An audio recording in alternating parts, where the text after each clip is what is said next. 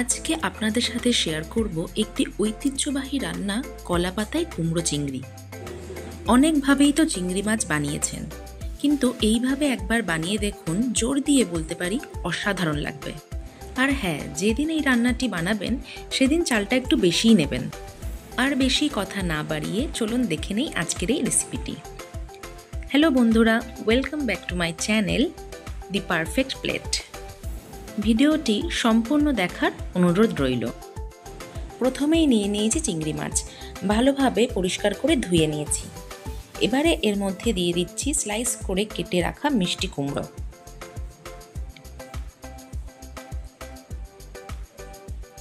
এবার দিয়ে দেব স্বাদ মতো নুন,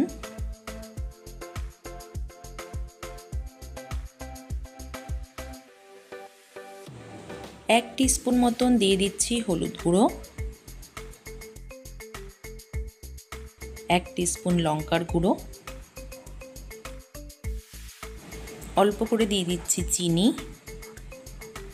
আর সবার শেষে দিয়ে দেব সর্ষের তেল। বেশ খানিকটা সর্ষের তেল দিয়ে দেব। এবারে সব উপকরণগুলোকে ভালোভাবে মিশিয়ে নিতে হবে।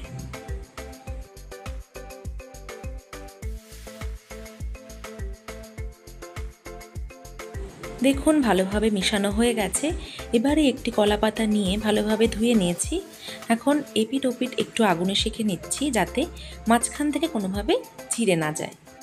এখন একটা ফ্রাইং প্যান নিয়ে নিয়েছি, গ্যাসের ফ্লেমটা এখানে কম করেই রাখবেন। এবারে একটি কলাপাতা দিয়ে তার উপরে যেটা সেঁকে নিয়েছিলাম ভালো করে সেটা দিয়ে দিলাম, আর সামান্য একটু তেল দিয়ে কলাপাতাটার চারিদিকে ভালোভাবে মাখিয়ে নেব।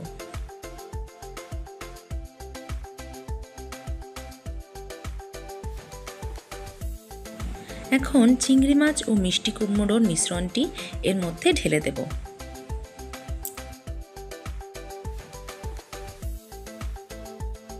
এরপরে ভালোভাবে স্প্রেড করে নিতে হবে।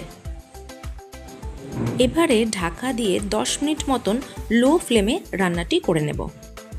10 মিনিট পর ঢাকনা সরিয়ে চেক করে নেব নিচের দিকটা হয়ে এসেছে কিনা। হ্যাঁ, নিচের দিকটা হয়ে এসেছে। এবারে উপরের দিকটাও সেমভাবেই কুক করে নিতে হবে। এখানে আমি একটি প্লেটে ফ্রাইং প্যান থেকে কলাপাতাটাকে ধরে এইভাবে নামিয়ে নেব।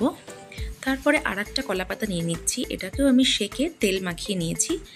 এটার উপরে দিয়ে আরেকটি থালার সাহায্যে আমি এইভাবে আস্তে আস্তে এটাকে উল্টে নেব।